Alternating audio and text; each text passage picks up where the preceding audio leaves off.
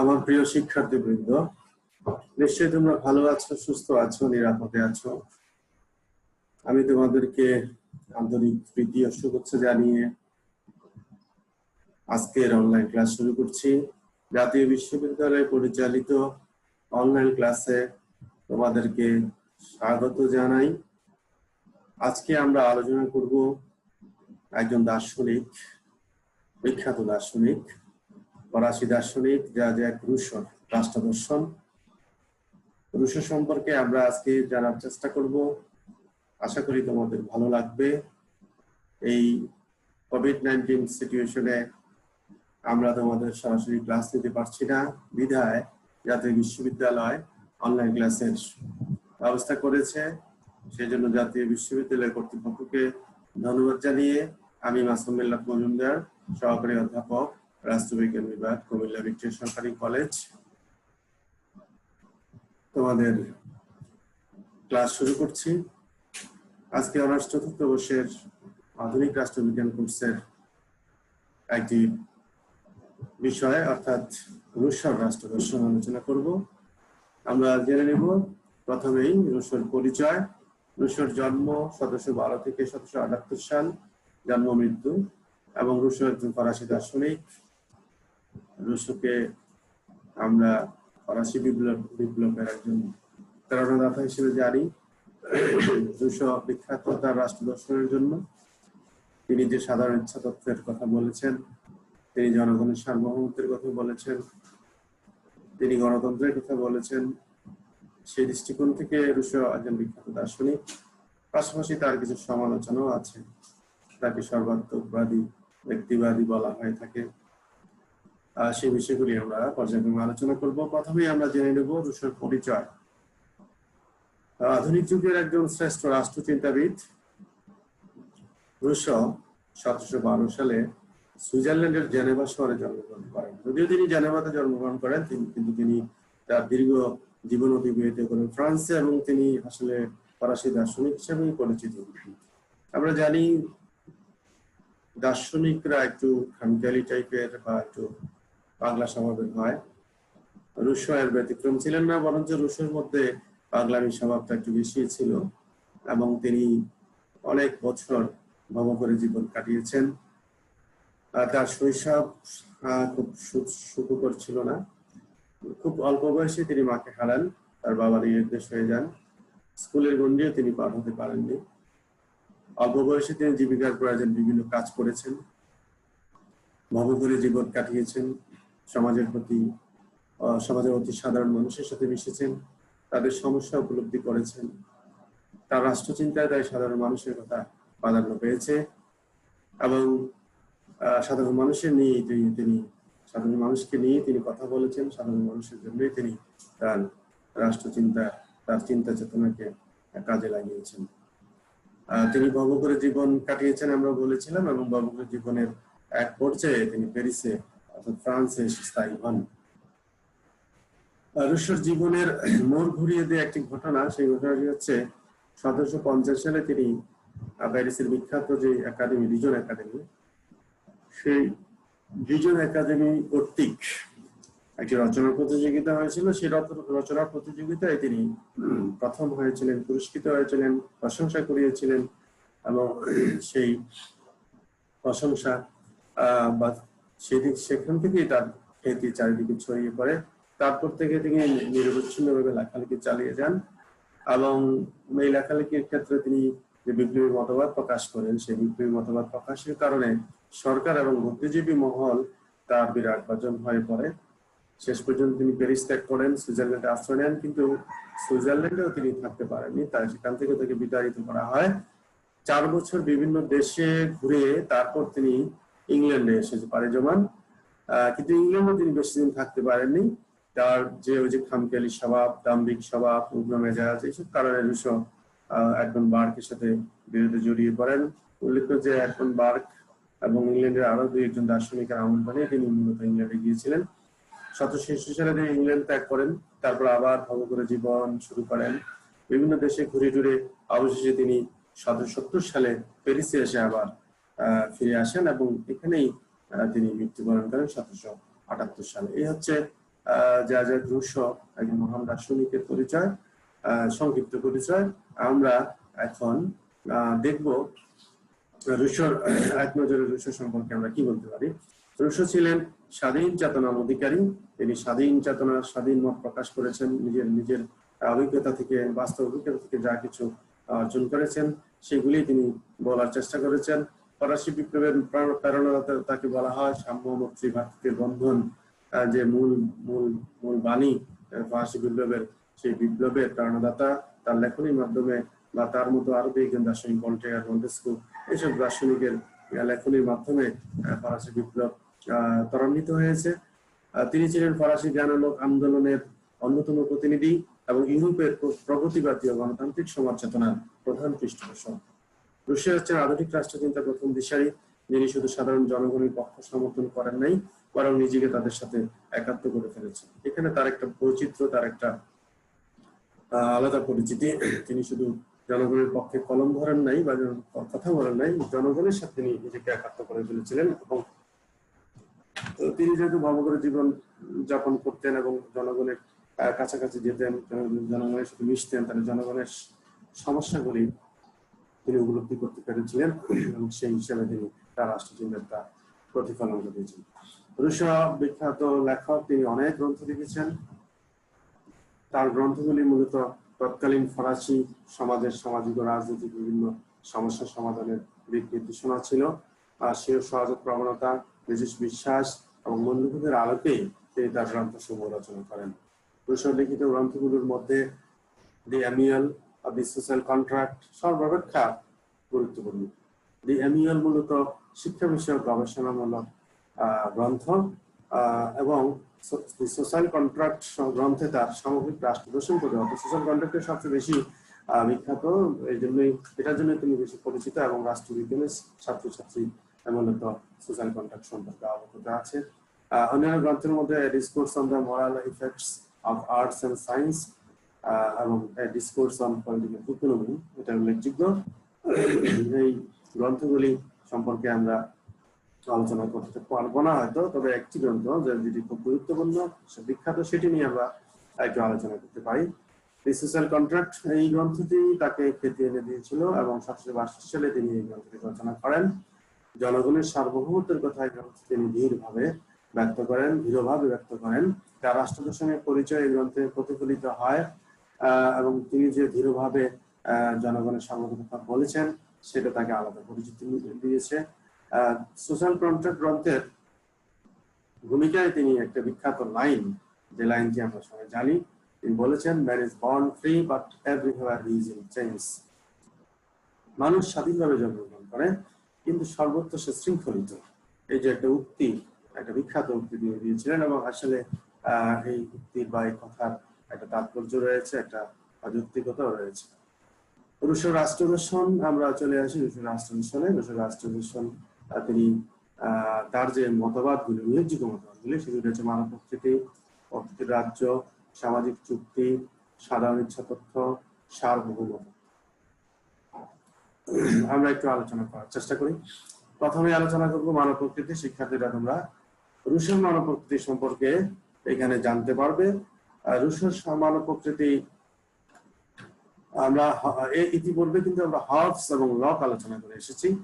Hobbes এবং লকের মধ্যে যা দেখেছি, রুশোর মধ্যে কিছুটা ব্যতিক্রম দেখছি এবং মূলত হবস থেকে তো টোটালি ব্যতিক্রম, টোটালি বিপরীত।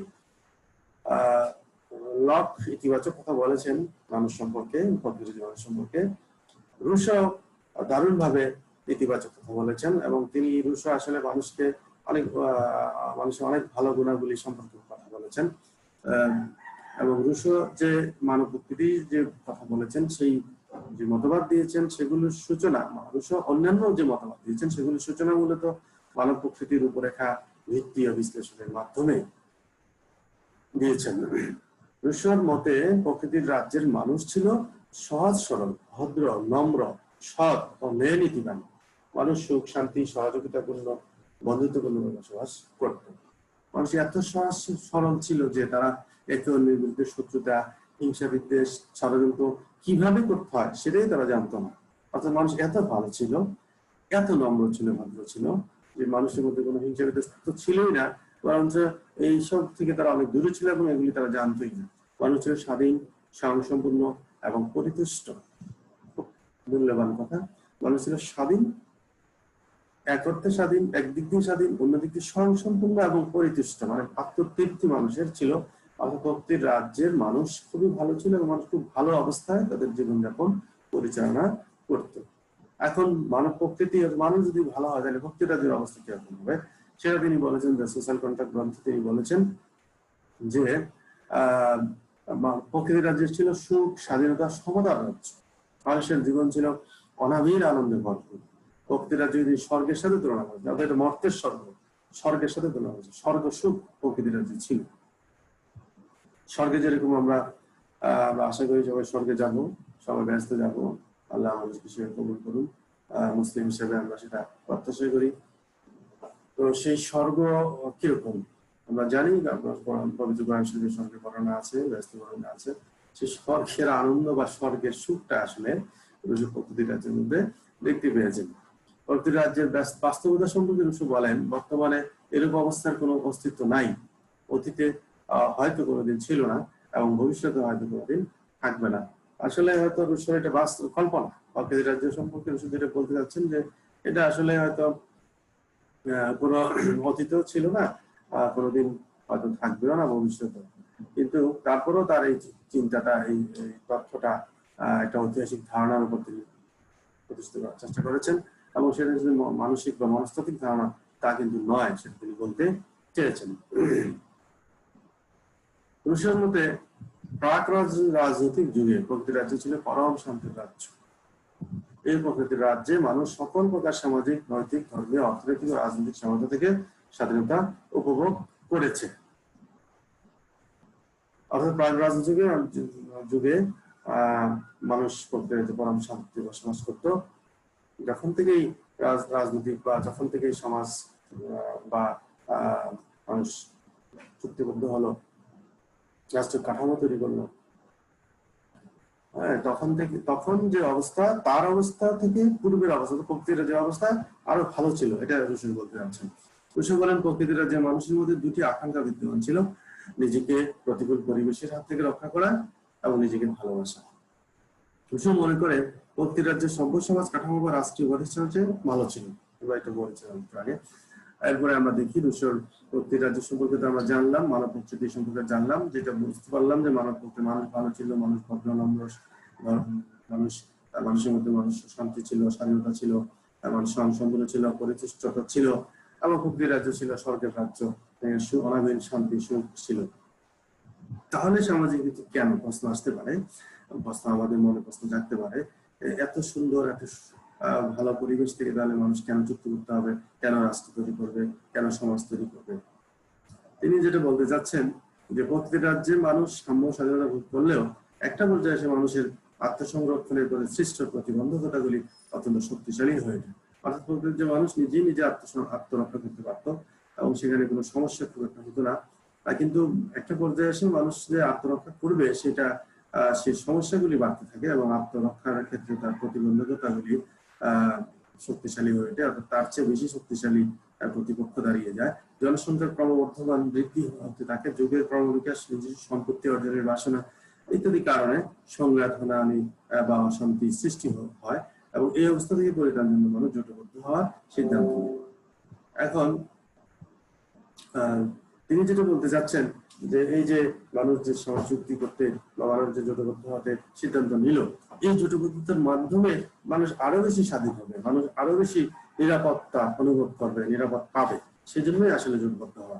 রুশোর মতে সামাজিক চুক্তি সম্পাদনের মাধ্যমে মানুষ সার্থকভাবে এই পরিস্থিতির মোকাবেলা করতে সক্ষম হয়। চুক্তির মাধ্যমে রাষ্ট্র সৃষ্টি হবে, রাষ্ট্রের মধ্যে মানুষ সাম্য স্বাধীনতা পূর্বের তুলনায় আরো সুদৃঢ়ভাবে রক্ষিত হবে। এই যে কথাটা তিনি বললেন, সামাজিক সম্পাদনের মাধ্যমে মানুষ সার্থকভাবে এই পরিস্থিতির মোকাবেলা করতে সক্ষম হবে, অর্থাৎ যে অসুবিধাগুলি তার সামনে এসেছে সেগুলি সে মোকাবেলা করতে সক্ষম হবে। চুক্তির মাধ্যমে রাষ্ট্র সৃষ্টি হবে, রাষ্ট্রের মধ্যে মানুষের সাম্য স্বাধীনতা পূর্বের তুলনায় আরো সুদৃঢ়ভাবে রক্ষিত হবে।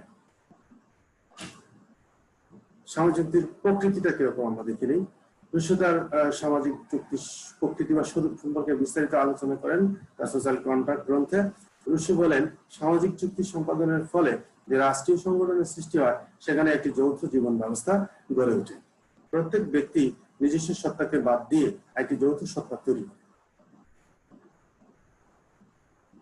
রুশোর মতে এই যৌথ সত্তাই হলো মানুষের সাধারণ ইচ্ছা বা জেনারেল উইল। অর্থাৎ মানুষ চুক্তি সম্পাদন করে এবং সেখানে একটা যৌথ জীবন তৈরি ব্যবস্থা গড়ে তোলে এবং সেখানে তার নিজস্ব সত্তাকে, ব্যক্তি সত্তাকে বাদ দিয়ে একটা যৌথ সত্তা তৈরি করে এবং এই যৌথ সত্তাই থেকেই সাধারণ ইচ্ছা এবং এই সাধারণ ইচ্ছার কাছে সবকিছু হস্তান্তর করতে হবে এবং সাধারণ ইচ্ছার মাধ্যমে সে প্রকৃতির যে অবস্থা ছিল সেখান থেকে আরো ভালোভাবে সে তার জীবনযাপন করতে পারবে। মতের চুক্তিটি এরকম, আমরা প্রত্যেকে সমবেত ভাবে আমাদের নিজ নিজ জীবন ও সকল ক্ষমতা সাধারণ ইচ্ছার চূড়ান্ত পরিচালনার দিনে ন্যস্ত করি এবং সংঘবদ্ধ জীবন ব্যবস্থায় আমরা প্রত্যেকে স্বাভাবিক সত্তার অবিচ্ছেদ্য অংশ হিসেবে তা ফিরে পাই। এবং ওই যে ফিরে পাই অর্থাৎ এই কথার অর্থ হচ্ছে আমরা যে আমাদের ব্যক্তি সত্তা, নিজের সত্তাকে যথাসত্তার কাছে হস্তান্তর করলাম, এতে করে আমাদের স্বাধীনতা, আমাদের স্বাতন্ত্র্য নষ্ট হবে না, এদিকে বরঞ্চ আমরা আরো বেশি নিজেদেরকে আরো বেশি স্বাধীনভাবে, নিজেদেরকে আরো বেশি নিরাপদ ভাবে আমরা পরিচালিত করতে পারবো। এবং সেখানে এই কথার অর্থই তিনি বলছেন, সংঘবদ্ধ জীবন ব্যবস্থায় আমরা প্রত্যেকে স্বাভাবিক সত্তার অবিচ্ছেদ্য অংশ হিসেবে তা ফিরে পাবো। সামাজিক প্রকৃতি আলোচনা করছি আমরা। রুশো সামাজিক নীতি সম্পাদনে হবস লকের দ্বারা প্রভাবিত হলেও তিনি তার সক্রিয় অবদান রাখেন। হবস লকের সমাজযুক্তি দ্বারা তিনি প্রভাবিত হয়েছেন, কিন্তু এই ক্ষেত্রে তিনি তার মতামত দিতে গিয়ে আলাদা কথা বলেছেন, তার সক্রিয়তা তিনি বজায় রেখেছেন। রুশোর লক্ষ্য ছিল জনগণের সার্বভৌমত্ব প্রতিষ্ঠা করা। এই লক্ষ্য সম্পাদনের মাধ্যম হিসেবে তিনি সমাজযুক্তির কথা বলেছেন। লকের নেই তিনি প্রকৃতিরাজ্যের লোকদের দ্বারা আংশিকভাবে তাদের অধিকার সম্পদের কথা না বলে হবসের নেই প্রতিটি ব্যক্তির জীবন ও সম্পত্তির পরিপূর্ণ হস্তান্তরের কথা বলেন। এখানে হবসে কিন্তু একটা চরম সার্বভৌমত্বের কথা বলেছেন। একটা হবসের কথাটা আমরা নিশ্চয় মনে আছে, হবস চুক্তির কথা বলেছেন যে এইভাবে যে মানুষ চুক্তি করবে, প্রকৃতিরাজ্যের জনগণ চুক্তি করবে, চুক্তি করে কর্তৃপক্ষ রাজা তৈরি করবে বা শাসন কর্তৃপক্ষ তৈরি করবে, তারা চুক্তির বাইরে অবস্থান করবে এবং সবকিছু আমরা রাজার কাছে দিয়ে দিলাম, রাজাই আমাদেরকে পরিচালিত করবে এবং তিনি যেভাবে ইচ্ছে সেভাবে করবেন। এখানে কিন্তু হবসের চুক্তির মাধ্যমে জনগণের কোনো অধিকার থাকে না, জনগণ আসলে রাজার স্বেচ্ছাচারী রাজার ক্ষমতা বা শাসনের মধ্যে পড়ে যায়। কিন্তু রুশো কিন্তু টোটালি ব্যতিক্রম কথা বলছেন যে হ্যাঁ, সমস্ত ক্ষমতা আমরা আমাদের ব্যক্তিসত্ত্ব যৌথ সত্তার কাছে যাবে, কিন্তু হবস যেখানে চুক্তি বহির্ভূত তৃতীয় কোনো বা ব্যক্তিবর্গের হাতে সম্পন্নের কথা ঘোষণা করেন, সেখানে রুশো ঘোষণা করেন চুক্তির মধ্যে অংশগ্রহণী ব্যক্তিদের যৌথ সংস্থার হাতে সম্পন্নের কথা। অর্থাৎ চুক্তি যে আমরা করবো, আমরাই কিন্তু যৌথ সংস্থা তৈরি করছি এবং আমরাই রাষ্ট্র তৈরি করছি, আমরাই রাষ্ট্র পরিচালনা, জনগণই রাষ্ট্র পরিচালনা, জনগণের সার্বভৌমত্বের কথা বলেছেন।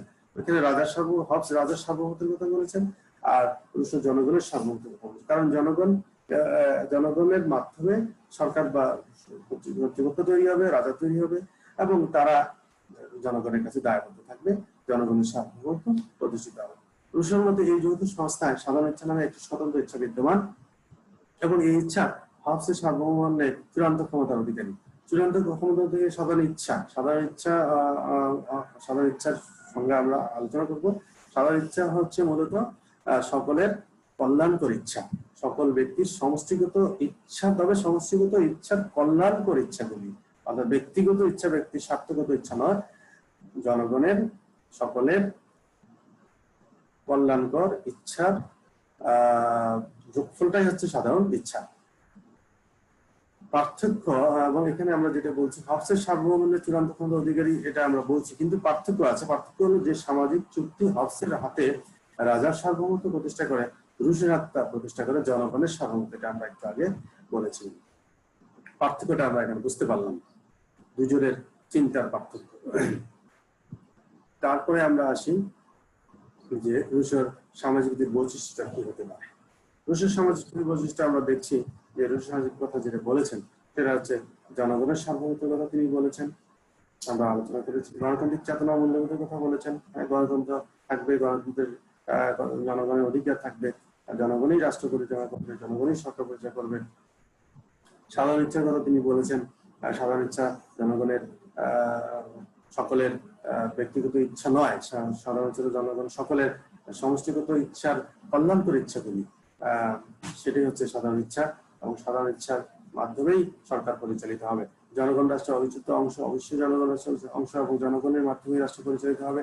জনগণই চুক্তি করে রাষ্ট্র তৈরি করেছে, কর্তৃপক্ষ তৈরি করেছে, এবং জনগণের চুক্তির মধ্যেই, চুক্তির আন্ডারে, চুক্তির আওতার মধ্যেই সরকার থাকবে।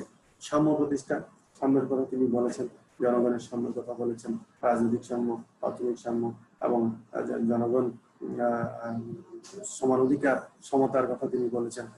সমাজচুক্তির মাধ্যমে সেটা বলেছেন। চিরস্থায়ী চুক্তি, চুক্তির চিরস্থায়ী চুক্তি হওয়ার পরে আর চুক্তি বিলুপ্ত হওয়ার কোনো সম্ভাবনা নেই, এবং চুক্তি কখনোই বিলুপ্ত হবে না বলে তিনি বলেছেন। অধিকতর কল্যাণ সাধনের কথা, অর্থাৎ অধিকতর কল্যাণ আমরা আগেই বলেছিলাম, প্রকৃতির শান্তিময় রাজ্য, স্বর্গের রাজ্য ছিল। তাহলে সেখান থেকে চুক্তি করার অর্থ হচ্ছে কিছু অসুবিধা যে সৃষ্টি হয়েছিল সেই অসুবিধাকে দূর করে দেওয়া এবং জনগণের অধিকতর কল্যাণ সাধন করার জন্য সামাজিক কথা বলা হয়েছে। নৈতিকতার বিকাশ রুশো কিন্তু এখানে এই কথাটা একটা স্বাতন্ত্র কথা বলেছিলেন। হচ্ছে অন্যরা অর্থাৎ হবস যেখানে বলছেন সম্পত্তি রক্ষার জন্য, জনগণের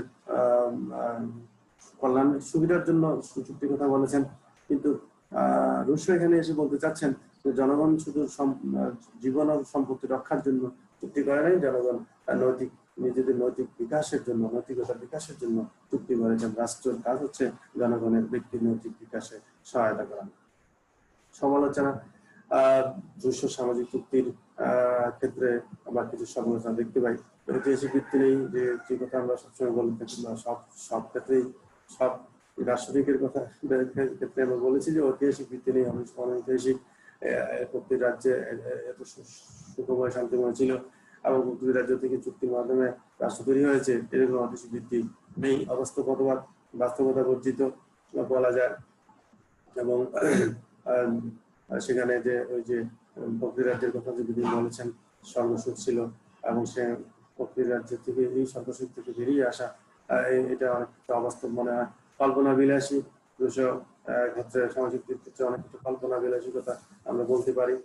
যে কেন কল্পনা বিলাসী বলবো, যে কল্পনা বিলাসী এই জন্যই বলবো, তিনি নিজেও কিন্তু বলেছেন যে এই ধরনের রাষ্ট্র অতীতে ছিল না, ভবিষ্যতে থাকবে বলা যায় না, সেজন্যই আমরা তাকে কল্পনা বিলাসী বলছি।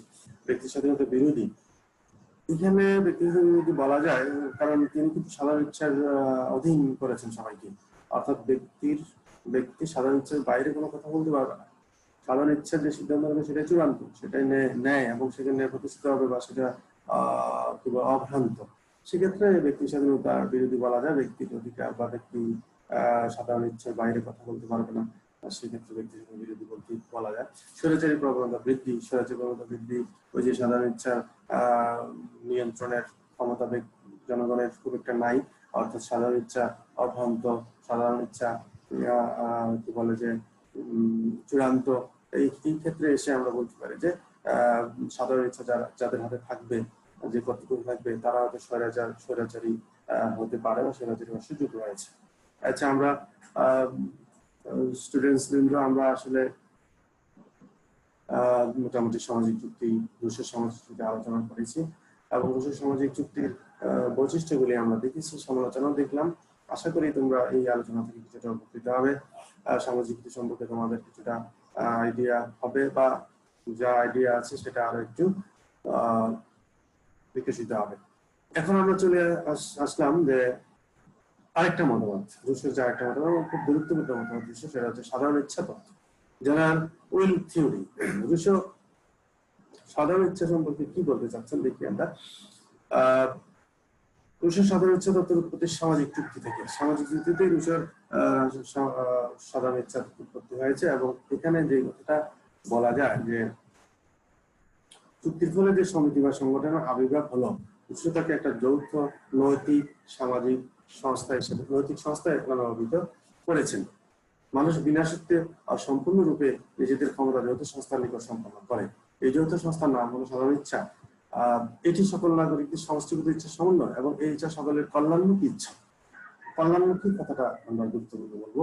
যে সকল নাগরিকের সমস্ত কিছু ইচ্ছাকে সমস্ত বলা যাবে না, কিন্তু সকল নাগরিকের সমস্ত ইচ্ছা সমন্বয়ের মধ্যে তাদের ইচ্ছার মধ্যে কল্যাণ থাকতে হবে। কল্যাণমুখী ইচ্ছাটাই হচ্ছে সাধারণ ইচ্ছা। সাধারণ ইচ্ছার সংজ্ঞা আমরা আলোচনা করবো। সাধারণ ইচ্ছা বলতে রুশ জনগণের সামাজিক কল্যাণ ইচ্ছাকে বোঝাচ্ছে। এই যে এখানে এক কথায় আমরা বুঝতে পারি, সাধারণ ইচ্ছা বলতে রুশ জনগণের সামগ্রিক কল্যাণের ইচ্ছাকে বোঝাচ্ছে। রুশের মধ্যে রাষ্ট্র সৃষ্টির পশ্চাতে রয়েছে সকলের অভিন্ন স্বার্থ। এই অভিন্ন স্বার্থের প্রকাশই হল সাধারণ ইচ্ছা। সকলের অভিন্ন স্বার্থ, সকলের অভিন্ন স্বার্থ বলতে সবার মঙ্গলজনক স্বার্থ, সবার জন্য যেটা ভালো সেই স্বার্থটা। সাধারণ ইচ্ছা ব্যক্তিগত ইচ্ছাগুলো সমষ্টি নয়। ব্যক্তির অনেক ইচ্ছা থাকতে পারে, ব্যক্তিগত স্বার্থ সম্বলিত ইচ্ছা থাকতে পারে। সাধারণ ইচ্ছা হলো সমাজের সকল ব্যক্তির প্রকৃত ইচ্ছাগুলি সমষ্টি, অর্থাৎ সকল ব্যক্তির ব্যক্তিগত স্বার্থ সম্বলিত ইচ্ছা প্রকৃত ইচ্ছা নয়। আবার বলি, সকল ব্যক্তির ব্যক্তিগত স্বার্থ সম্বলিত ইচ্ছা প্রকৃত ইচ্ছা নয়। যে ইচ্ছার সাথে সমষ্টির মঙ্গলের সম্পর্ক রয়েছে সেগুলোর সমষ্টি সাধারণ ইচ্ছা। এই সাধারণ ইচ্ছাটাকে আমরা এক ব্যক্তির ইচ্ছা বলতে পারি। অর্থাৎ এক ব্যক্তি যদি সকলের কল্যাণ কোন কথা বলে, সেটাও সাধারণ ইচ্ছার অন্তর্গত হবে। অর্থাৎ এক ব্যক্তির মঙ্গলজনক কল্যাণকর ইচ্ছাকেও সাধারণ ইচ্ছা বলা হয়। সাধারণ ইচ্ছার লক্ষ্যটা কি হবে? সাধারণ ইচ্ছা হচ্ছে সাধারণ ইচ্ছার মূল লক্ষ্য হচ্ছে জনগণের মঙ্গল সাধন করা, জনগণের কল্যাণ করা। সাধারণ ইচ্ছে হচ্ছে সামাজিক ন্যায় বিচারের মাপকাঠি। যদি কেউ মনে করে সাধারণ ইচ্ছা নির্দেশ তার ব্যক্তিগত স্বার্থের পরিপন্থী, তাহলে বুঝতে হবে যে কোথায় তার যথার্থ স্বার্থ নির্দেশ তা সে নিজেই জানে না। এখানে কিন্তু সাধারণ ইচ্ছার গুরুত্বটা বোঝানো হচ্ছে, বা সাধারণ ইচ্ছার যে কর্তৃত্ব সেটা বোঝানো হচ্ছে। সাধারণ ইচ্ছার নির্দেশ সাধারণ ইচ্ছাকে প্রাধান্য দেওয়া হচ্ছে। অর্থাৎ রুশো বলতে যাচ্ছেন যে জনগণ যে সাধারণ ইচ্ছার কর্তৃত্বে আসবে, জনগণকে সে পূর্ণ বিশ্বাস রাখতে হবে যে সাধারণ ইচ্ছা তার ব্যক্তিগত পরিপন্থী কোনো কাজ করবে না, এবং সাধারণ ইচ্ছা হবে সামাজিক ন্যায় বিচারের মাপকাঠি। সাধারণ ইচ্ছার লক্ষ্যই হচ্ছে জনগণের মঙ্গল সাধন করা। সাধারণ ইচ্ছার প্রকারভেদ। সাধারণ ইচ্ছার প্রকারভেদ আমরা যদি আলোচনা করি, সেখানে দেখা যাচ্ছে যে সাধারণ বাস্তব বা যথার্থ ইচ্ছা এবং প্রকৃত ইচ্ছা। ঈশ্বরের মধ্যে প্রত্যেক ব্যক্তির মধ্যে দুটো ইচ্ছা সঞ্চার হয়। একটা হচ্ছে বাস্তব বা যথার্থ ইচ্ছা, আর হচ্ছে প্রকৃত ইচ্ছা। বাস্তব ইচ্ছা ব্যক্তির ব্যক্তিগত স্বার্থেই সঞ্চারিত, এটি সমাজের মঙ্গল কামনা করে, এটা তার মঙ্গল কামনা করে শুধুমাত্র। এটি সংকীর্ণ, ক্ষণস্থায়ী এবং বিরোধপূর্ণ। অন্যদিকে প্রকৃত ইচ্ছা ব্যক্তির বিবেক সম্পন্ন ইচ্ছার অভিব্যক্তি। প্রকৃত ইচ্ছাটা হচ্ছে ব্যক্তির বিবেক সম্পন্ন, মানে ব্যক্তি সবার জন্য চিন্তা করে, সবার মঙ্গলের জন্য চিন্তা করে, ওই ইচ্ছাটাই হচ্ছে প্রকৃত ইচ্ছা। এটি চিরস্থায়ী এবং সমাজের সকল প্রকার ব্যক্তির সাথে ঊর্ধ্বে অবস্থান করে। রুশো প্রকৃত ইচ্ছার সামগ্রিক রূপকে সাধারণ ইচ্ছা বলে অভিহিত করেছেন। তাহলে প্রকৃত ইচ্ছার সামগ্রিক রূপ সেটাই হচ্ছে সাধারণ ইচ্ছা। সমষ্টিগত ইচ্ছা, কল্যাণকর ইচ্ছা। সমষ্টিগত ইচ্ছা বললে হবে না, সমষ্টির মধ্যে কল্যাণ থাকতে হবে। অর্থাৎ ব্যক্তি যদি সকলের কল্যাণ চিন্তা করে, কল্যাণকর ইচ্ছা প্রকাশ করে, সেটাই সাধারণ ইচ্ছা হবে। এবং সকল ব্যক্তির প্রকৃত ইচ্ছার সামগ্রিক রূপকে সাধারণ ইচ্ছা বলে। আমরা সাধারণ ইচ্ছা সম্পর্কে মোটামুটি আমার মনে হয় যে আমরা আলোচনা করতে পেরেছি, বা সাধারণ ইচ্ছা বলতে কি বোঝায় সেটা বুঝতে সক্ষম হয়েছি। আমার প্রিয় ছাত্রছাত্রীবৃন্দ, আমরা রুশো সম্পর্কে আলোচনা করছি, এবং রুশোর সাধারণ ইচ্ছাটা কিন্তু খুব গুরুত্বপূর্ণ। তোমাদের পরীক্ষায় সাধারণ ইচ্ছা সম্পর্কে আসতে পারে, তোমাকে মনোযোগ দিয়ে সেটা শুনবে। সাধারণ ইচ্ছার বৈশিষ্ট্যতে আমরা চলে আসছি। সাধারণ ইচ্ছা বৈশিষ্ট্য কি হতে পারে? সাধারণ যেমন এক নম্বরে আমরা বলছি সার্বভৌম। আমি তোমাদের সুবিধার জন্য, আমার শিক্ষার্থীবৃন্দ তোমাদের সুবিধার জন্য আমি কিছু পয়েন্ট আউট করেছি, এবং পয়েন্টের মধ্যে দিয়ে একটা লাইন লেখার চেষ্টা করেছি, যাতে তোমাদের জানতে বুঝতে সুবিধা হয়, তোমাদের জন্য এটা সহজ হয়। সার্বভৌম কি বলছে? সাধারণ ইচ্ছা সম্পূর্ণ স্বাধীন সার্বভৌম। অর্থাৎ সাধারণ ইচ্ছা কিন্তু সার্বভৌম, সাধারণ ইচ্ছাকে কেউ নিয়ন্ত্রণ করতে পারবে না। এটা অসীম ক্ষমতার অধিকারী। অসীম সাধারণ ইচ্ছার বাইরে গিয়ে কোনো ব্যক্তি সম্পূর্ণ স্বাধীনতা ভোগ করতে পারে না। ব্যক্তি যত স্বাধীনতা ভোগ করবে, যা কিছু করবে, সাধারণ ইচ্ছার গণ্ডির ভিতরে, নিয়ন্ত্রণের মধ্যে। নির্ভুল, সাধারণ ইচ্ছা নির্ভুল, রুশোর মধ্যে সমাজে নির্ভুল। কারণ ব্যক্তি অনেক সময় নিঃস্বার্থতায় পরিচালিত হয় অথবা ভুল পথে যায়। ব্যক্তি কিন্তু নিজে চলতে গিয়ে কিন্তু ভুল করে, নিজের স্বার্থ দ্বারা পরিচালিত হয়, এটা স্বাভাবিক।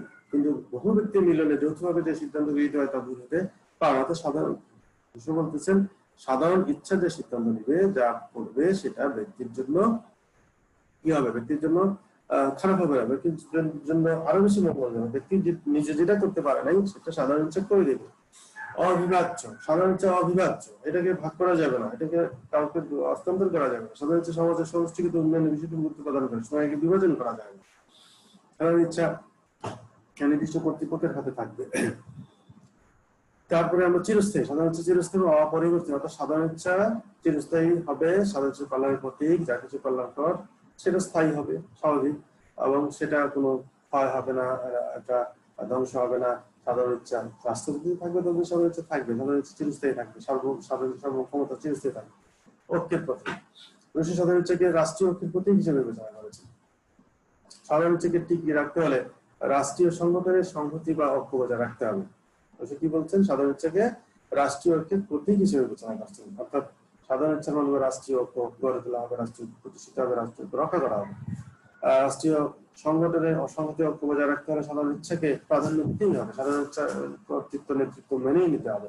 ক্ষমতার উৎস, সাধারণ ইচ্ছা সকল ক্ষমতার উৎস, সাধারণ ইচ্ছা সকল ক্ষমতার উৎস। সরকার হচ্ছে সাধারণ ইচ্ছার ভিত্ত, সরকার সাধারণ ইচ্ছার ইচ্ছা অনুযায়ী কার্যকর হবে। তাহলে এখানে দেখা যাচ্ছে যে সরকার সাধারণ ইচ্ছার ভিত্ত বলছে, সরকার সাধারণ ইচ্ছা অনুযায়ী কার্যকর হবে, সরকার সাধারণ ইচ্ছা পরিচালিত হবে।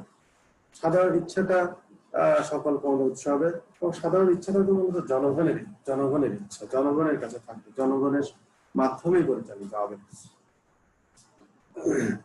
তারপরে আমরা দেখছি গণতান্ত্রিক, সাধারণ ইচ্ছা হচ্ছে গণতান্ত্রিক, সাধারণ ইচ্ছা স্বাধীন চিন্তার প্রতিফলন ঘটে, সাধারণ ইচ্ছা স্বাধীনভাবে তার চিন্তার প্রতিফলন ঘটাতে পারবে। কল্যাণ ইচ্ছা, সাধারণ ইচ্ছার লক্ষ্য সকলের কল্যাণ সাধন করা, সাধারণ ইচ্ছার লক্ষ্য কি সকলের কল্যাণ সাধন করা, এটি জনস্বার্থ বিরোধী কোনো কাজ কখনো করবে না। ব্যাপারে যথেষ্ট ডিটারমাইন্ড ছিলেন যে সাধারণ ইচ্ছা কখনোই জনগণের স্বার্থ বিরোধী কাজ করতে পারে না। সকলের ইচ্ছার প্রতিফলন, সাধারণ ইচ্ছায় সকল ব্যক্তির, সম্প্রদায়ের, সকল জনগণের, রাষ্ট্রের সকলের ইচ্ছার প্রতিফলন ঘটবে। কোন ব্যক্তির ইচ্ছা অনিচ্ছার প্রাধান্য, মানে কোন একক ব্যক্তির ইচ্ছা অনিচ্ছার প্রাধান্য, কোন শক্তিশালী ব্যক্তির, কোন গোষ্ঠীর, কোন প্রতাপশালী ব্যক্তির এখানে ব্যক্তিগত ইচ্ছা অনিচ্ছার প্রাধান্য থাকবে না, সাধারণ মানুষের সকলের ইচ্ছার প্রতিফলন থাকবে। সাধারণ স্বার্থ রক্ষা করে, সাধারণ ইচ্ছা কি করবে, সমাজের প্রত্যেক ব্যক্তির সাধারণ স্বার্থটা রক্ষা করবে। ব্যক্তির জন্য ব্যক্তির সাধারণ স্বার্থ কি, সকলের স্বার্থটা কি, সেটা রক্ষা করবে। ব্যক্তি যতই ক্ষমতাবান বা মর্যাদাশীল হোক না কেন, সাধারণ ইচ্ছার প্রতি সবাই সমান, অর্থাৎ সাধারণ ইচ্ছা কাউকে, কোনো ক্ষমতাবানকে আলাদা গুরুত্ব দিবে না, তার ইচ্ছাকে বাস্তবায়িত করবে না, সকলেই তার কাছে সমান ভাবে পরিগণিত হবে। এই হচ্ছে সাধারণ ইচ্ছার বৈশিষ্ট্য। আমরা মোটামুটি এটা আলোচনা করলাম। এরপরে আমরা যেটা আলোচনা করবো সেটা হচ্ছে সাধারণ ইচ্ছা সকলের ইচ্ছার মধ্যে কি পার্থক্য। আমরা এই পার্থক্যটা এখানে তুলে ধরার চেষ্টা করছি। প্রথমে আমরা যদি বলি সংজ্ঞাগত পার্থক্য, সকল ব্যক্তির সকল প্রকৃত ইচ্ছার সমষ্টি। খেয়াল করো, সকল ব্যক্তির সকল প্রকৃত ইচ্ছার সমষ্টি হচ্ছে সাধারণ ইচ্ছা, কল্যাণকর ইচ্ছা। অন্যদিকে সকলের ইচ্ছা হচ্ছে সকল ব্যক্তির ব্যক্তিগত ইচ্ছার সমষ্টি। তাহলে সকলের ইচ্ছাটা হচ্ছে সকল ব্যক্তির ব্যক্তিগত ইচ্ছার সমষ্টি, এবং সেই ব্যক্তিগত ইচ্ছার মধ্যে কল্যাণ নাও থাকতে পারে, সকলের কল্যাণ নাও থাকতে পারে, নিজের কল্যাণের কথা থাকতে পারে, কিন্তু সাধারণ ইচ্ছার মধ্যে নিজের কল্যাণ থাকবে না, সকলের কল্যাণের কথা থাকবে। তাহলে সাধারণ ইচ্ছা হচ্ছে সকল ব্যক্তির সকল প্রকৃত ইচ্ছা, এটা হচ্ছে সাধারণ ইচ্ছা। এখানে একটু অনেক সময় এই বিষয়টা নিয়ে একটু কি বলবো, একটু যেটা দ্বন্দ্ব তৈরি হয় বা একটু অস্পষ্টতা তৈরি হয়, সেজন্যই আমি এটা বারবার বলছি যে সাধারণ ইচ্ছা হচ্ছে সকল ব্যক্তির সকল প্রকৃত ইচ্ছার সমষ্টি, আর ব্যক্তিগত বা সকলের ইচ্ছা হচ্ছে, সকলের ইচ্ছাটা কি, সকলের ইচ্ছা হচ্ছে সকল ব্যক্তির ব্যক্তিগত ইচ্ছা সমষ্টি।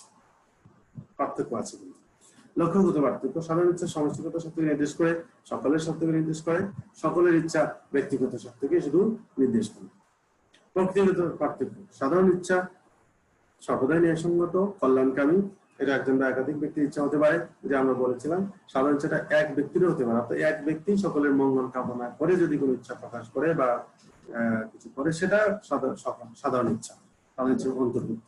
এক ব্যক্তির চিন্তা চেতনা থেকে আসতেই পারে, সকলের কল্যাণকর কিছু আসতেই পারে, সকলের ইচ্ছা হলো কোন জনসমষ্টির ইচ্ছার সমষ্টিগত রূপ। সকলের ইচ্ছা হলো কোন জনসমষ্টির ইচ্ছার সমষ্টিগত রূপ। আর সাধারণ ইচ্ছা হলো সকলের কল্যাণকামী ইচ্ছা, ন্যায়সঙ্গত ইচ্ছা। তারপরে আমরা দেখি বৈশিষ্ট্যগত পার্থক্য। সাধারণ ইচ্ছা সর্বজনীন, সবার জন্য সমান, স্থায়ী, এটা স্থায়ী, এটা অভ্রান্ত। সকলের ইচ্ছা সাধারণ ইচ্ছা নিয়ে অভ্রান্ত বা সার্বজনীন নয়। সকলের ইচ্ছাটা কি সাধারণ ইচ্ছার মতো সার্বজনীন নয়, অভ্রান্ত নয়। এখানে যদি থাকে, এখানে নিজেদের স্বার্থকতা থাকে। কল্যাণের প্রশ্নে পার্থক্য। সাধারণ ইচ্ছা সর্বাবস্থায় সকলের জন্য কল্যাণকর। অপরদিকে আমরা দেখি যে সকলের ইচ্ছা ব্যক্তির জন্য শুধু কল্যাণকর। অভিন্ন স্বার্থের ক্ষেত্রে পার্থক্য।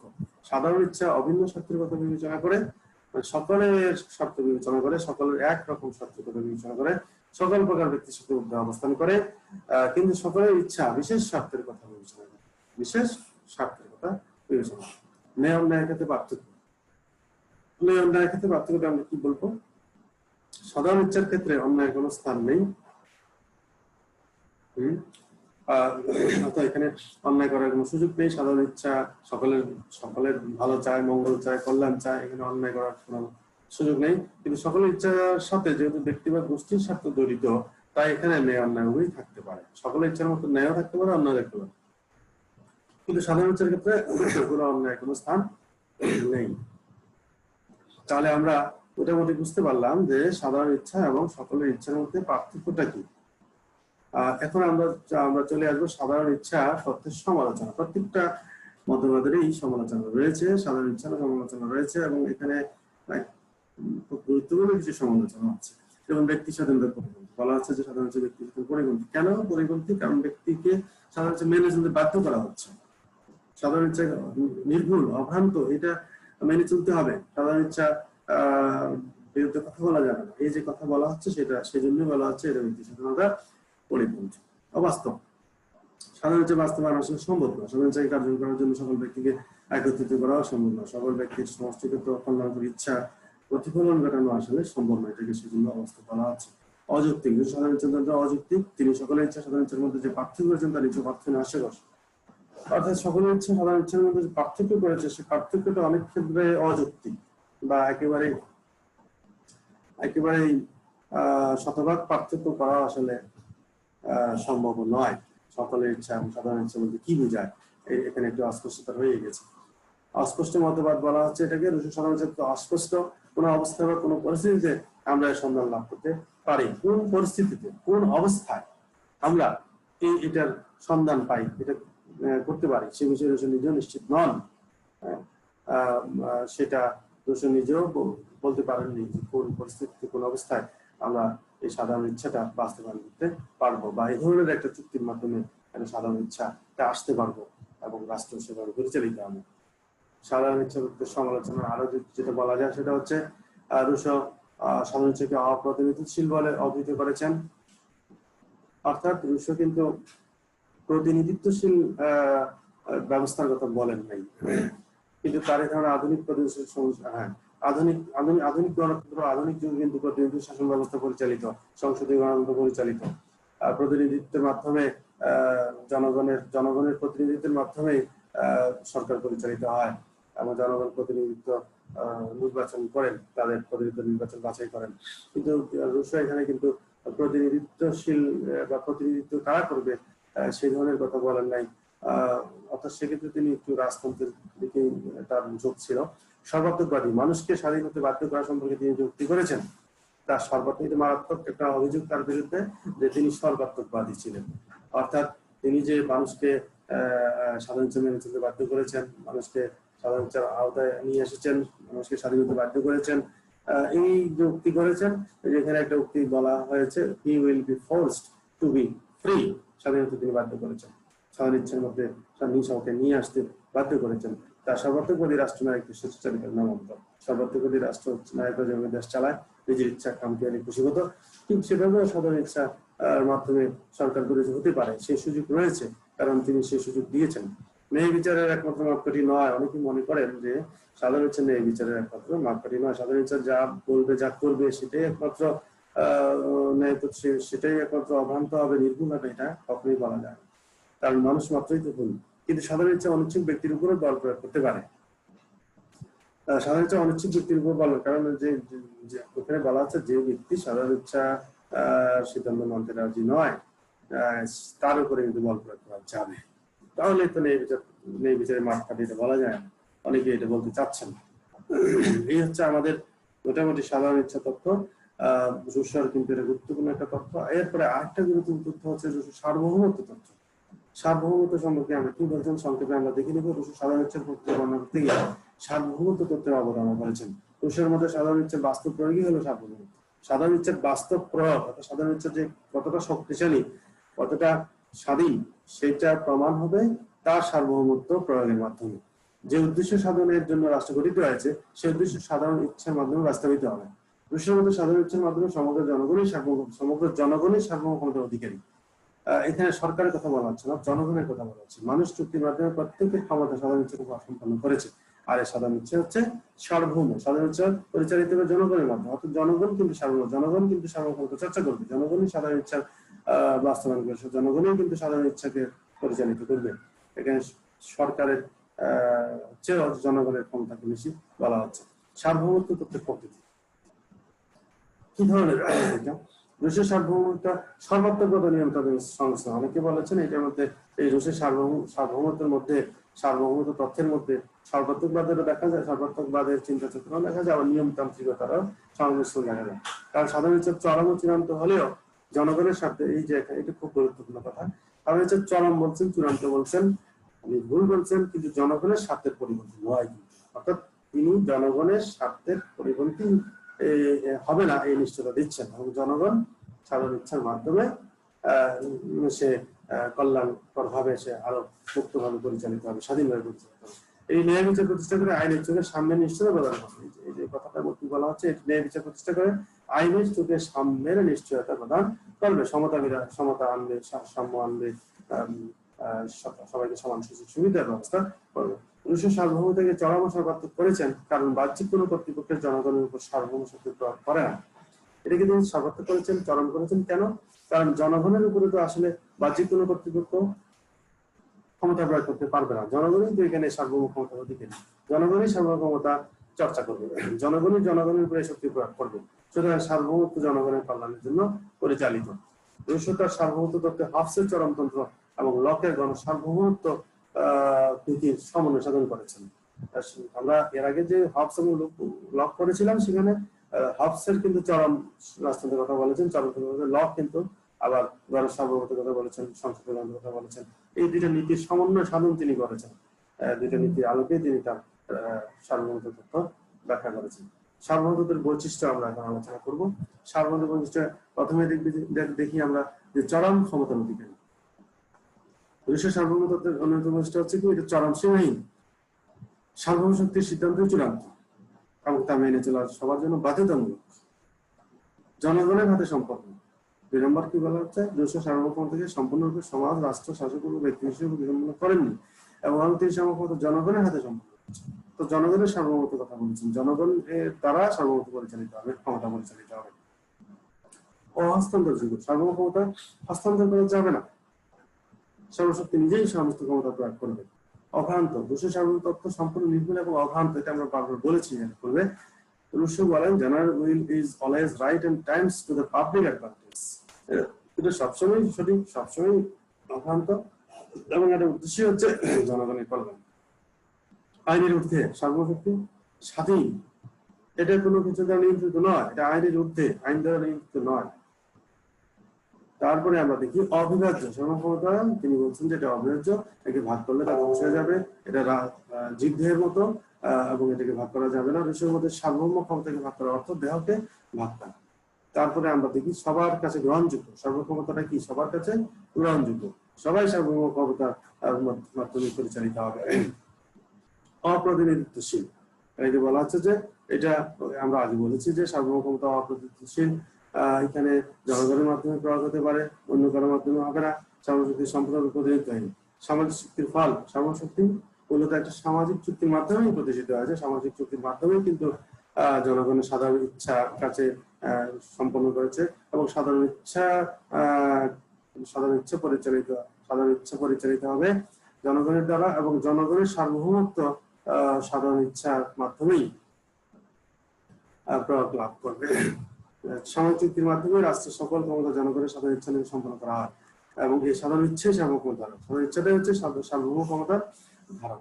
ক্ষমতা স্মরণযোগ্য নীতি অনুপস্থিতি, এখানে ক্ষমতা সম্পর্কে তিনি বলেননি।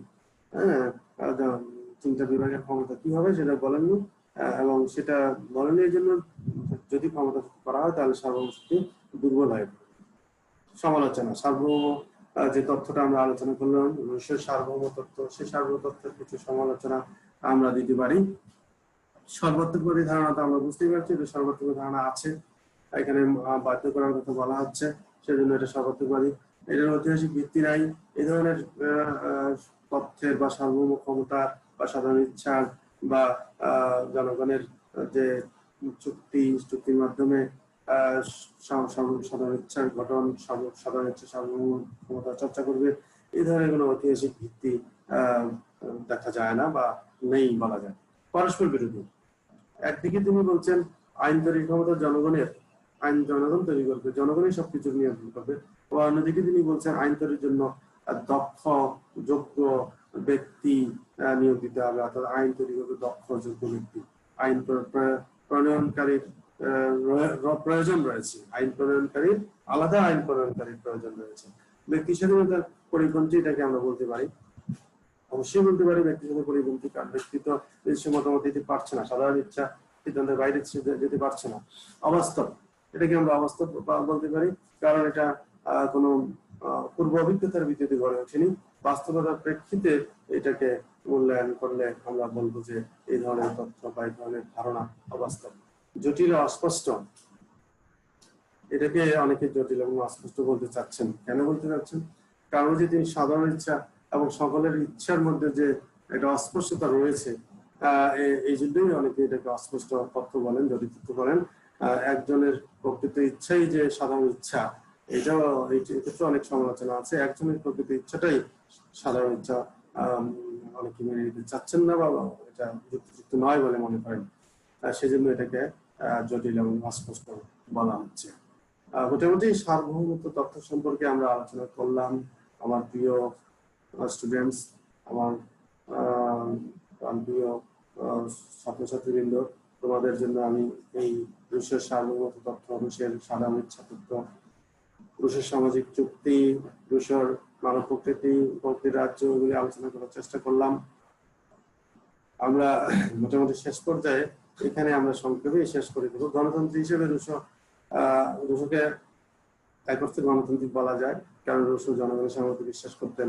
মানুষ যে জন্ম স্বাধীন, মানুষের যে ভালো গুণগুলির কথা বলেছেন, সাধারণ ইচ্ছার কথা বলেছেন, আইনের প্রাধান্যের কথা বলেছেন, তারপরে আইনের প্রাধান্য, আইনের শাসন প্রতিষ্ঠার জন্য তিনি আইনের প্রাধান্যের কথা বলছেন, গণতন্ত্রের উন্নতি করার কথা বলছেন, ব্যক্তি স্বাধীনতা বিশ্বাসী ছিলেন, অনেক ক্ষেত্রে ব্যক্তি স্বাধীনতা বলেছেন তিনি, সামাজিক ধর্মের কথা বলেছেন, সামাজিক ধর্মের মাধ্যমে তিনি রাজনৈতিক স্বাধীনতা প্রতিষ্ঠিত করার কথা বলেছেন, সামাজিক ধর্ম ব্যক্তিকে সৎ, যোগ্য, দক্ষ, ন্যায়পরায়ণশীল গড়ে তুলবে সেটা বলেছেন, গণতন্ত্রের শ্রেষ্ঠত্ব স্বীকার করেছেন, জনগণ অংশগ্রহণের কথা বলেছেন, জনগণের মাধ্যমেই সার্বভৌম ক্ষমতা পরিচালিত হবে সেটা বলেছেন, কল্যাণ রাষ্ট্রের ধারণা তিনি দিয়েছেন, অর্থাৎ আধুনিক যে কল্যাণকর রাষ্ট্র সেটা ধারণা তার এই তথ্যকে আসতে পারে, কারণ হচ্ছে সার্বিক কল্যাণের কথা তিনি বলেছেন, অর্থাৎ সাধারণ ইচ্ছার মূল লক্ষ্য হচ্ছে কিন্তু জনগণের সার্বিক কল্যাণ করা।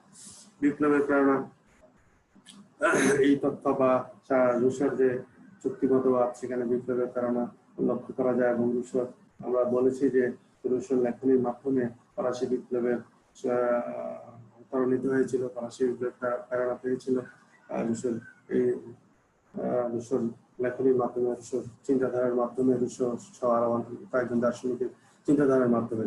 তাহলে তিনি যেহেতু জনগণকে ক্ষমতা দিতে চাচ্ছেন, জনগণের সার্বভৌমত্ব প্রতিষ্ঠা করতে চাচ্ছেন, এবং কোন পরিস্থিতিতে চাচ্ছেন, যেখানে ফ্রান্সে তখন রাজতন্ত্র ছিল, স্বৈরাচারী রাজার শাসন ছিল, সেই প্রেক্ষিতে চাচ্ছেন, তাহলে বিপ্লবের কারণে এখান থেকে আসতেই পারে। সাম্যমত্ব স্বাধীনতার ঘোষণা, তিনি তার চিন্তা চেতনার মধ্যে সাম্যমত্ব স্বাধীনতার সুস্পষ্ট প্রকাশ ঘটেছে, এবং সাম্যমত্ব স্বাধীনতা, সাম্যমত্ব ভ্রাতৃত্বের বন্ধনে স্লোগান তুলে কিন্তু ফরাসি বিপ্লব অনুষ্ঠিত হয়েছিল। তাহলে আমরা নিঃসন্দেহে রুশোকে গণতন্ত্রী হিসেবে মূল্যায়ন করতে পারি। রুশো কি সর্বাত্মকবাদী? রুশোকে আমরা অন্য অর্থে আবার সর্বাত্মকবাদী বলতে পারি, কারণ অনেকে কিন্তু রুশোর মধ্যে যে দ্বৈত চরিত্রের কথা এসে যায়। একদিকে রুশোকে গণতন্ত্রী বলা যায়, আরেকদিকে সর্বাত্মকবাদী বলা যায়। রুশো সম্পর্কে মূল্যায়ন করতে গেলে আমরা বলতে পারি যে তিনি ব্যক্তিস্বার্থ বিরোধী ছিলেন। ব্যক্তিস্বার্থ বিরোধী বলতে আমরা বলতে পারি যে এখানে এই কথা বলা যায় যে রুশোকে কেন ব্যক্তিগত বলছে, কারণ ওই যে আমরা ব্যক্তিকে তিনি যে সাধারণ ইচ্ছা নিয়ন্ত্রণে নিয়ে আসছেন, ব্যক্তিকে তিনি যে বাধ্য করছেন, জনগণকে যে সাধারণ ইচ্ছা নির্ভুল অভ্রান্ত, সাধারণ ইচ্ছা জনগণের অমঙ্গল করতে পারে না, জনগণের ক্ষতি করতে পারে না, সেই যে বিশ্বাস, সেই বিশ্বাসটা তিনি জনগণকে করতে বলেছেন। এবং সেক্ষেত্রে যদি কোনো ভুল হয়ে থাকে বা ব্যক্তি যদি কোনো ভিন্ন চিন্তা, ভিন্ন মতামত প্রকাশ করতে পারে, সেক্ষেত্রে পারবে না, অর্থাৎ ব্যক্তি ভিন্ন মতামত প্রকাশ করতে পারছে না, পারবে না, সেই ক্ষেত্রে এটাকে ব্যক্তি স্বার্থ বিরোধী বলা যায়। সাধারণ ইচ্ছার অধীন, সকলকে সাধারণ ইচ্ছার অধীন করার কথা তিনি বলেছেন। সবকিছু সাধারণ ইচ্ছার অধীন, সকল ব্যক্তিকে সাধারণ ইচ্ছার অধীন তিনি করেছেন। সাধারণ ইচ্ছার আনুগত্য করতে হবে, সাধারণ ইচ্ছার নির্দেশ মেনে চলতে হবে, স্বাধীনতা বাধ্য করা, জনগণ স্বাধীনতা বাধ্য করেছেন এবং জনগণকে সাধারণ ইচ্ছার আন্ডারে নিয়ে এসেছেন। অর্থাৎ তিনি বলতে চাচ্ছেন যে সাধারণ ইচ্ছার মাধ্যমে ব্যক্তি সত্তা বিশেষণ দিয়ে যৌথ সত্তা সৃষ্টি করলে জনগণ আরো বেশি স্বাধীন হবে। সার্বভৌম শক্তির বিরোধিতা করা যাবে না। এক কথা তিনি বলছেন যে সার্বভৌম ক্ষমতা যেটা, অর্থাৎ সাধারণ ইচ্ছার মাধ্যমে সাধারণ ইচ্ছার যে প্রকাশ, সার্বভৌমত্ব, সেই সার্বভৌমত্ব কোনো বা শক্তির কোনো বিরোধিতা করা যাবে না। জনগণ সার্বভৌম শক্তির মাধ্যমে পরিচালিত হবে, জনগণই সর্বশক্তির পরিচালনা করবে, জনগণই সর্বশক্তির মূল ক্ষমতা প্রয়োগ করবে। কিন্তু তারপরেও দেখা যাচ্ছে যে জনগণ তো কোনো না কোনো মাধ্যমে পরিচালিত হবে। হয়তো তিনি রাজতন্ত্রের কথাই সমর্থন করেছেন, সেই ক্ষেত্রে হয়তো সর্বশক্তি যদি সেভাবে পরিচালিত করে, জনগণ সেই শক্তিকে বিরোধিতা করতে হবে। যেমন জনগণই কিন্তু চুক্তি করে এই শক্তি তৈরি করেছে, জনগণই কিন্তু সকলের ইচ্ছাকে বিসর্জন দিয়ে, সকলের ব্যক্তিসত্তাকে বিসর্জন দিয়ে এই যে যৌথ সত্তা তৈরি করলো, এই যৌথ সত্তাই তো সার্বশক্তির অধিকারী, এবং সার্বশক্তি সেই জন্যই জনগণ বিরোধিতা করতে পারবে না।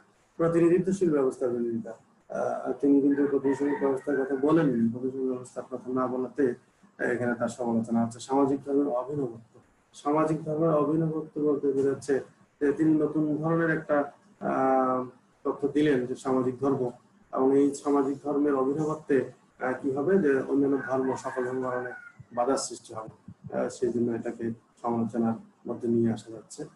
এই হচ্ছে বিষয় সর্বাত্মকবাদী কিনা সেই সম্পর্কে আমাদের মূল্যায়ন। এরপরে আমরা চলে আসবো ব্যক্তি রাষ্ট্রযন্ত্রের অবদান। এগুলি আমরা বেশি আলোচনা করবো না, আমাদের অনেক সময় মধ্যেই আমরা অনেক সময় অতিবাহিত করেছি। নিশ্চয়ই তোমাদের ধৈর্য চুক্তি ঘটতে আমি চাই না তোমাদের ধৈর্য চুক্তি ঘটুক, তারপরেও আমি তোমাদের সাথেই তোমাদের কথা চিন্তা করেই সম্পর্কে সকল কিছু নিয়ে আসার চেষ্টা করছি একটা লেকচারের মধ্যে। রাষ্ট্রযন্ত্রের অবদান আমরা বলতে পারি, সামাজিক চুক্তি তিনি বলেছেন, এগুলো আমরা আলোচনা করেছি, সেজন্য বিস্তারিত আলোচনা যাব না। সার্বভৌম তত্ত্বের কথা বলেছেন, সাধারণ ইচ্ছা, সকলের ইচ্ছা, স্বাধীনতার ধারণা, রাষ্ট্রনৈতিক জীবনের কথা তিনি বলেছেন। চুক্তির উদ্দেশ্যে কিন্তু শুধু সম্পত্তি রক্ষা করা নয়, জীবনের নিরাপত্তার জন্য নয়, রাষ্ট্রনৈতিক জীবন নৈতিকতার বিকাশ সাধন করবে। বক্তৃতা যেমন তিনি বলেছেন, সরকার সম্পর্কে বলেছেন। রুশ সরকারকে 4 ভাগে ভাগ করেছেন: রাজতন্ত্র, অভিজাততন্ত্র, গণতন্ত্র ও মিশ্রতন্ত্র। রাজতন্ত্র, অভিজাততন্ত্র, গণতন্ত্র ও মিশ্রতন্ত্র। ব্যক্তি স্বাধীনতার কথা তিনি বলেছেন। তারপরে আইনের প্রাধান্য দিয়েছেন, কারণ আইনের শাসনের কথা তিনি বলেছেন। সাধারণ আইনের সাথে সাংবিধানিক আইন সামঞ্জস্যপূর্ণ হবে, সেটাও তিনি বলেছেন। সামাজিক ধর্মের কথা বলেছেন, কল্যাণ রাষ্ট্রের ধারণা দিয়েছেন। তাহলে এই হচ্ছে মোটামুটি রুশের আসলে অবদানের কথা যদি আমরা বলি, তাহলে এই বিষয়গুলি আমরা আলোচনা করতে পারি, সংক্ষেপে আলোচনা করতে পারি। আরো অনেক বিষয় আছে, সেটা আমাদের সময়ের স্বল্পতার কারণে আমরা আলোচনা করতে পারছি না। এই হচ্ছে মূলত রুশ সম্পর্কে আজকের আমাদের আলোচনা। রুশ রাষ্ট্র দর্শন, রুশের সামগ্রিক চিন্তা চেতনা আমরা এই লেকচারের মাধ্যমে উপস্থাপন করার চেষ্টা করলাম। আশা করি আমার শিক্ষার্থীবৃন্দ এই লেকচারের মাধ্যমে কিছুটা হলেও উপকৃত হবে। এতক্ষণ ধরে আমরা যে আলোচনা করলাম সেই আলোচনার প্রেক্ষাপটে আমরা এই সিদ্ধান্তে আসতে পারি যে রুশো একজন বিখ্যাত দার্শনিক, রুশো একজন গণতন্ত্রী, রুশো একজন কি বলবো যে জনগণের স্বাধীনতার কথা বলেছেন। রুশোকে আমরা একজন মহান দার্শনিক বলতে পারি। ফরাসি দার্শনিক রুশো সাম্যমূর্তি ভ্রাতৃত্বের স্লোগান তুলেছেন, ফরাসি প্রেরণাদাতা ছিলেন। তার কিছু কিছু তথ্য খুবই জনপ্রিয়তা অর্জন করেছিল, যেমন সাধারণ ইচ্ছা তত্ত্ব, সার্বভৌম তত্ত্ব, সামাজিক নীতিমতবাদ। রুশোকে আমাদের কাছে, রাষ্ট্রবিজ্ঞানের ছাত্রদের কাছে, রাষ্ট্রচিন্তার জগতে অবিস্মরণীয় করে রাখবে। সর্বশেষে আমি তোমাদেরকে ধন্যবাদ জানাই। তোমরা ভালো থাকবে, নিরাপদ থাকবে, স্বাস্থ্যবিধি মেনে চলবে, এবং জাতীয় বিশ্ববিদ্যালয় কর্তৃপক্ষকে আবারও ধন্যবাদ জানিয়ে আজকের ক্লাস আমি এখানেই শেষ করছি। সবাইকে ধন্যবাদ।